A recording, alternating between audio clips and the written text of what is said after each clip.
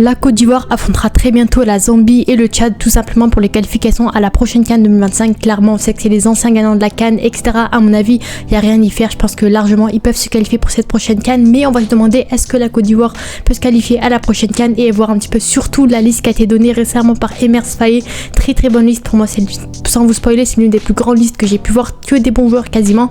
Donc on va voir un petit peu tout ça. On va analyser un petit peu tout ça de manière globale. Donc on va voir déjà la liste qui a été donnée par Emers Faé avec deux nouveaux, notamment avec de nouveau un retour et bien sûr un absent malheureusement, enfin plusieurs absents qu'on verra juste après. Donc dans les cages on a eu Yaya Fofana bien sûr de Angers, le gardien numéro 1 qui est très bon, qui a assuré durant la dernière CAN et pour moi il n'y a aucun débat. Les remplaçants Badrali et Mohamed Koné, donc ça c'est les remplaçants à mon avis, ils vont pas jouer. En défense Wilfried Singo de latéral droit de l'AS Monaco qui est vraiment très bon, pour moi il n'y a aucun débat, c'est clairement le futur de Serge Aurier, le remplaçant successeur de Serge Aurier, donc pour moi c'est vraiment un très bon joueur qui a vraiment fait une superbe CAN récemment. Gueladou et son concurrent bien entendu le latéral droit également qui a récemment rejoint Strasbourg, qui peut également concurrencer Singo à droite et qui peut être vraiment également très bon. En défense centrale Evan Ndjika, Odilon Kosonou du Bayer Leverkusen qui est vraiment très bon, Ousmane Diomandé, l'un des plus grands cracks à l'heure actuelle en défense centrale de la Côte d'Ivoire, et bien sûr Willy Boli en remplaçant au cas où pour assurer, et bien sûr Emmanuel Agbadou qui est arrivé également, c'est vraiment un très bon défenseur de Ligue 1 qui est très bon avec le Stade de Reims, qui est plutôt solide. Voilà, il me semble qu'il n'a pas joué lors de la dernière CAN, donc clairement c'est un retour entre guillemets qui peut être vraiment important et bénéfique. On sait que la défense franchement de la Côte d'Ivoire est vraiment très bonne encore une fois avec que des bons joueurs. Et latéral gauche Christopher Opéry et Abakar Silla bien entendu. Donc voilà, Christopher Opéry, on sait que c'est le remplaçant, le jean successeur de Ghislain Conan. Malheureusement Ghislain Conan n'a pas été appelé, à mon avis ça fait un peu tard, il joue actuellement en Arabie Saoudite, voilà, il est plus vraiment en grande forme, donc je pense qu'il se prépare un petit peu à la suite et je pense que Christopher Opéry sera le futur successeur justement de Ghislain Conan. Et bien sûr Abakar Silla qui a été appelé notamment, voilà, il a fait quelques sélections mais depuis il n'a plus jamais été appelé. C'est un défenseur central de Strasbourg qui est vraiment bon, donc globalement c'est vraiment un joueur intéressant, il est titulaire là-bas, enfin il a fait les 2 premiers matchs de la saison, c'est vraiment un joueur qui est important en Ligue 1. Donc pour moi c'est un très bon choix. En défense centrale il y aura pas mal de concurrence, on le sait, mais je pense que ça peut être intéressant encore une fois. Au milieu de terrain comme d'hab ça bouge quasiment pas. Franck Kessie bien entendu de El Ahly, c'est l'un des capitaines, l'un des patrons de l'équipe, donc pour moi il n'y a aucun débat. Mario Dorgelès, ça c'est une surprise et je suis vraiment très contente de voir ce joueur là. C'est un jeune crack dont on parle pas beaucoup et qui pourtant est vraiment très bon avec le Nord-Irlande. C'est un jeune crack, milieu central, défensif, offensif, qui peut dépanner un peu de partout, qui peut être vraiment bon. Ça fait un moment que j'attendais avec l'équipe de la Côte d'Ivoire et enfin il est appelé. Il a pour l'instant aucune sélection avec les U23, donc franchement pour moi ça peut être vraiment une réelle surprise, on va dire. C'est un joueur également qui a pas mal de minutes de jeu, qui est titulaire dans le championnat danois, donc j'ai vraiment hâte de voir la pépite Mario Dorgelès arriver encore une fois. Peut-être que ce sera le successeur, on va dire, de Jean-Michel Seri notamment, qui commence à se faire vieux. Il a été appelé certes, mais je pense qu'il commence à se faire vieux, je pense qu'il a besoin d'un successeur. Ibrahim Sangaré qui est un peu décevant à Nottingham mais qui pour moi peut être également intéressant. On sait qu'il a été un peu décevant à la dernière CAN, en ce moment c'est un peu compliqué pour lui avec Nottingham, etc. Mais je pense que vraiment ça fait partie des milieux comme Kessié comme ça qui peut être vraiment important et qui peut assurer également.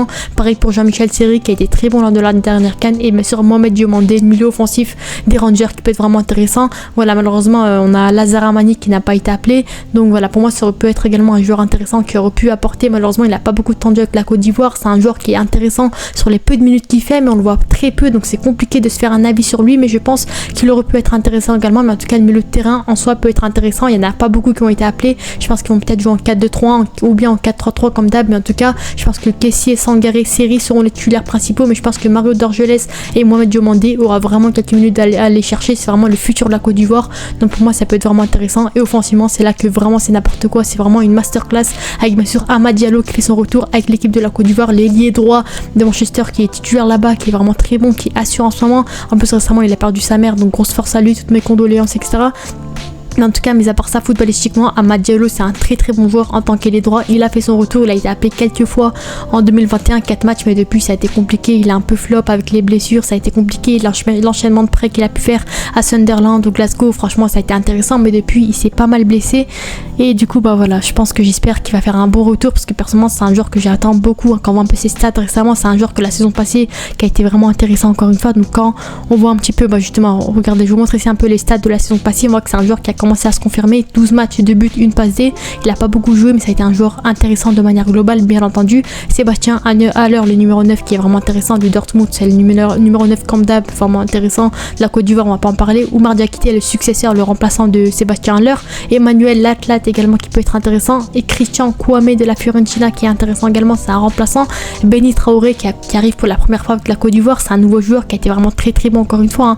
Franchement faut vraiment parler du FC Bâle qui est vraiment très bon, c'est un numéro 9 qui peut être potentiellement le remplaçant de Sébastien Haller. Encore une fois, c'est un très bon joueur. Quand on voit un peu ses stats, on voit que c'est un joueur, c'est un tueur devant les cages. Cette saison, c'est 5 matchs de but qu'à se passer, donc clairement c'est un joueur qui est investi, qui est vraiment très bon. Il a quelques sélections avec les U23, mais depuis il a jamais joué avec les pros, donc moi Béni Traoré peut vraiment être intéressant. Bien sûr Simon Adigra comme d'hab, l'ailier gauche, l'un des ailiers les plus percutants africains à l'heure actuelle, qui est très bon avec Brighton, pour moi aucun débat. Et bien sûr Evan Guessant, je voulais également en parler parce qu'il fait son retour également avec la Côte d'Ivoire. Il a fait un match vite fait le 11 juin lors du dernier rassemblement, mais il n'a pas beaucoup joué. Il avait opté récemment pour la Côte d'Ivoire. C'est un numéro 9 également, remplaçant, qui peut jouer un peu de partout, donc ça c'est un point intéressant également. Très très bon joueur également, de seulement 23 ans. On a vu qu'il a voulu, que Emers Faé a voulu compter sur la jeunesse. Pour moi c'est une très bonne liste, mais malheureusement il y a 3 absents en particulier: Jonathan Bamba, Nicolas Pepe et Wilfried Zaha. Donc on voit que pour moi c'est des joueurs qui malheureusement sont plus en grande forme, qui peut-être devraient tourner la page. On a vu des Amad Diallo, des Evan Guessant, des joueurs comme ça qui vraiment c'est des jeunes joueurs qui se sont imposés. Donc pour moi à mon avis Emers Faé veut compter sur la jeunesse, veut compter sur le futur potentiel de la Côte d'Ivoire, parce que voilà, des joueurs comme Jonathan Bamba ça devient compliqué pour lui, 28 ans, il est plus en grande forme avec le Celta Vigo, ça fait un moment qu'il n'a pas vraiment joué avec la Côte d'Ivoire, donc pour moi ça sert un peu à rien, on peut tourner la page. Pareil pour Nicolas Pepe, il a eu beaucoup de temps de jeu à la dernière CAN, mais il n'est pas vraiment percutant. C'est un joueur qui, ça se voit, il veut montrer des choses, il veut être intéressant, mais c'est un peu compliqué, il fait pas assez de stats, il est un peu décevant, un peu frustrant. Donc pour moi c'est logique. Et bien sûr Wilfried Zaha, on sait que c'est compliqué pour lui en ce moment avec la Côte d'Ivoire, donc pour moi il sera plus appelé avec la Côte d'Ivoire, malgré le fait qu'avec le Galatasaray il soit plutôt en forme, mais quand même pour moi il va plus être appelé. Et franchement pour moi cette liste est vraiment masterclass. Encore une fois, très très belle liste, il a fait vraiment les meilleurs choix possibles.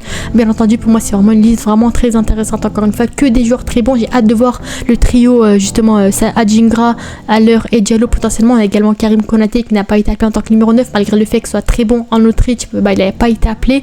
Mais en tout cas je pense que c'est une très bonne liste. J'ai vraiment hâte de voir un peu tout ça. Pour moi clairement, est-ce que la Côte d'Ivoire peut se qualifier à la prochaine CAN? Pour moi il n'y a aucun débat, tous les jours ils peuvent se qualifier, surtout quand on voit la poule qu'ils ont, sans manquer de respect. Je pense qu'ils ont largement les capacités, même carrément ils pourront faire jouer des joueurs, des jeunes joueurs comme Mohamed Diomandé, comme Mario Dorgelès que j'attends énormément également, des joueurs comme Agbadou qui n'a pas beaucoup de temps de jeu, qui peut être intéressant, voir un petit peu Guéladou et de quoi il est capable, des joueurs comme ça, Béni Traoré également. Donc pour moi j'ai vraiment hâte de voir un petit peu comment Emers Faé va faire tourner cet effectif, parce que clairement si on doit les considérer, les comparer à un club, c'est clairement la classe mondiale, franchement l'une des meilleures, voire la meilleure équipe africaine à l'heure actuelle. Donc clairement très très bonne liste encore une fois.